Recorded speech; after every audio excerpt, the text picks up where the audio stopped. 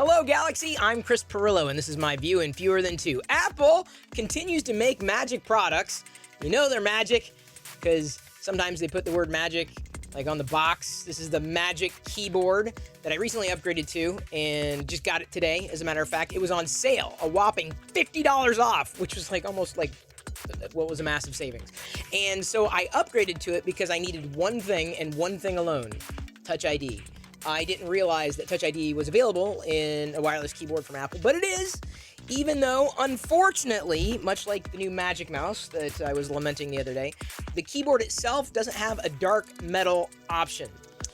It's a little frustrating, but I'll learn to live with it. This is the old Magic keyboard that I have been using it long enough that the A and the S keys have been wearing down. I've probably been overdue for a keyboard upgrade, and I've yet to find anything that works as well as an Apple keyboard.